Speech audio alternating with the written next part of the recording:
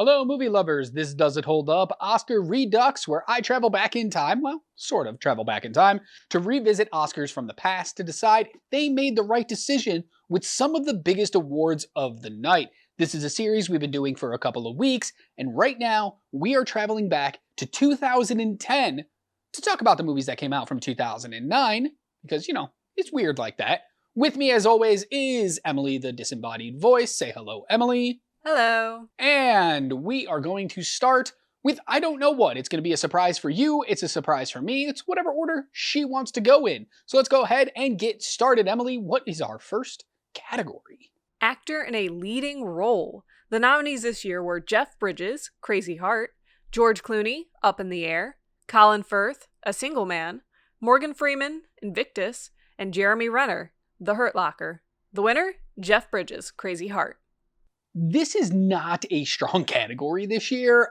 These are all fine performances, but none of them really leap off the page as in like career-defining or year-defining performances. Jeff Bridges winning here is more of a Lifetime Achievement Award rather than for this is the best role that you've ever done or the best role of the year. So I don't really know who to give it here. I was going to give it to Colin Firth for A Single Man, but I don't know. So I'm going to go out on a limb here. I'm actually going to give it to Jeremy Renner for The Hurt Locker. It's probably the best role that man's ever had. It's one of the best roles of that year. Everything just kind of leans into Jeremy Renner probably will never be nominated again. This is his chance right here. So let's give it to him. Why not? Moving on to actor in a supporting role. The nominees this year were Matt Damon, Invictus, Woody Harrelson, The Messenger, Christopher Plummer, The Last Station, Stanley Tucci, The Lovely Bones, and Christoph Waltz, Inglourious Bastards. The winner, Christoph Waltz, Inglourious Bastards. There's no one else. Like, it's his award. He won it the minute everybody saw that movie. Dude's amazing in it. Second place would go to Stanley Tucci, but, we don't give awards for second place. We only give awards for winners, so Christoph Waltz. Actress in a leading role. The nominees were Sandra Bullock, The Blind Side, Helen Mirren, The Last Station, Carey Mulligan, An Education, Gabourey Sidibe, Precious, based on the novel Push by Sapphire, and Meryl Streep, Julie and Julia. The winner, Sandra Bullock, The Blind Side. Is this the winner? That's what we're going to do here. This is one of those movies that kind of tricked everybody into thinking it's a really good movie when it came out, and then within the next couple of years, everybody was like, oh, wait. No, it's not. It's just okay. She's fantastic in this movie, but she's definitely not the best performance of the year. She's good. It's not even the best Sandra Bullock performance of her career. So, sorry, Sandy B. I love you, but we're going to take it away from you because we are going to give it to the one and only Meryl Streep for Julia and Julia. She's the only reason that movie works.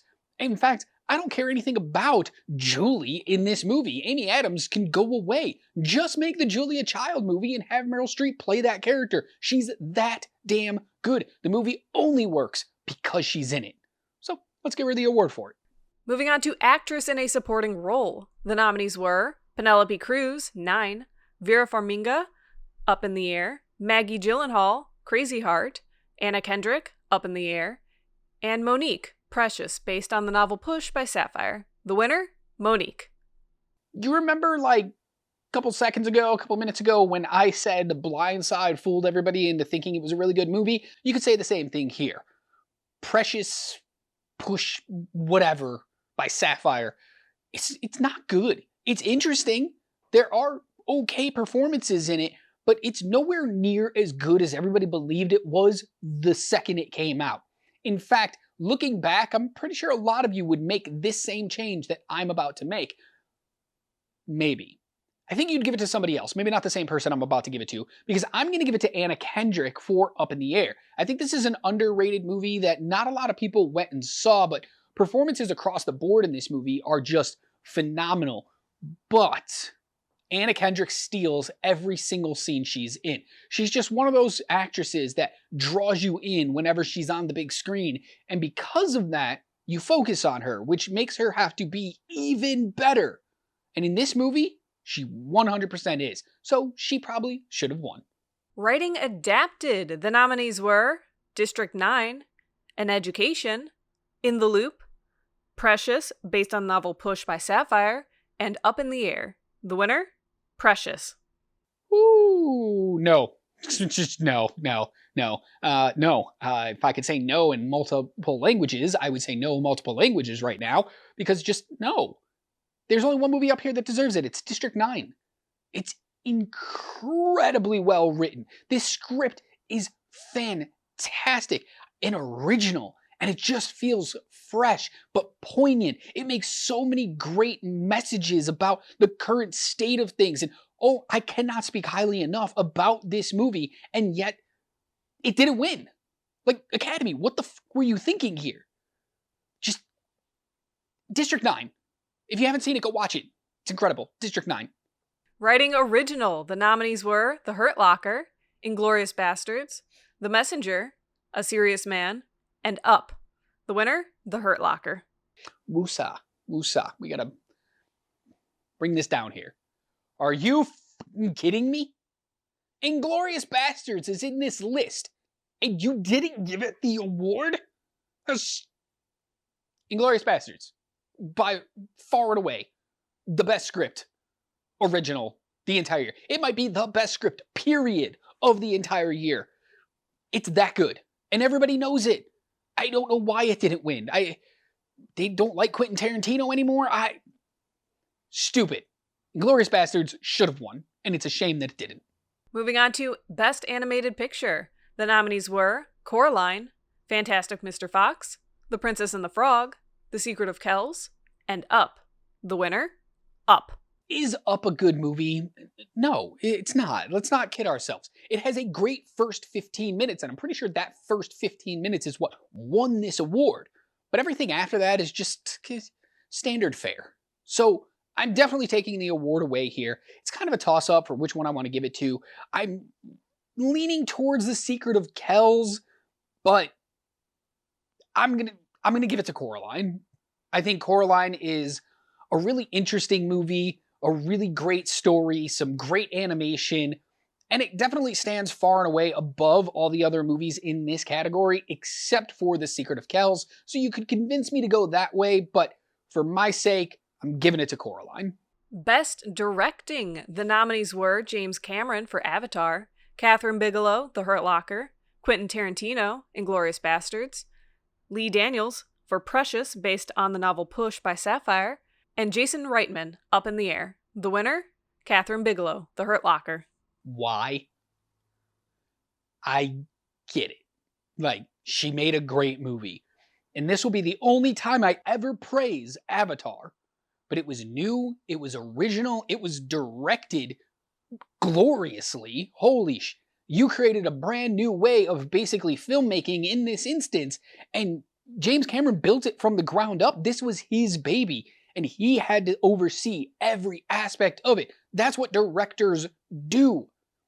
And so to not give him the award, it's kind of a slap in the face to just filmmaking in general.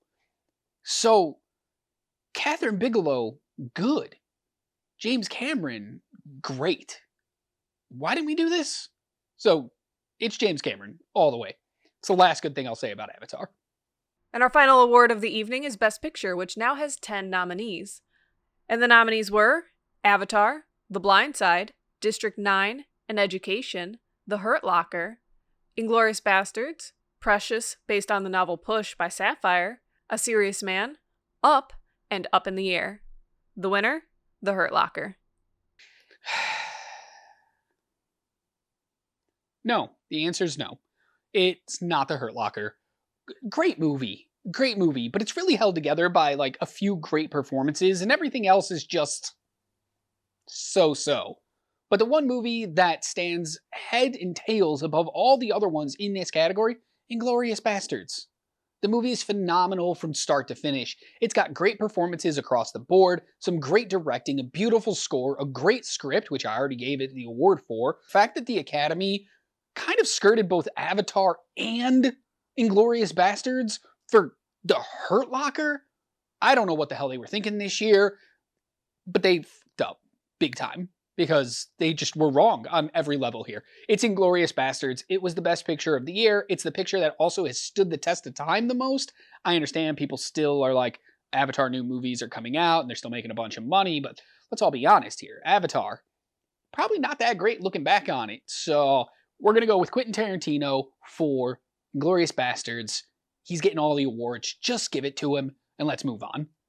All right, that's it for going back to 2010 to talk about the Oscars and what movies I would have given the awards to. But you want to know what's more fun than that? Hearing what movies you guys would have picked in these respective categories, but you can only go off the movies that were actually nominated. If you want to throw in a couple honorable mentions, feel free to down in the comments below. I'll be back again on Tuesday with a box office roundup where we take a look at movies over the weekend, and also a flashback to the past to kind of see how movies have been doing over the past couple of decades. So like, share, subscribe, all that good stuff so you never miss a video from us. And until I see you next time, remember to be good to yourself, kind to others, and keep watching movies.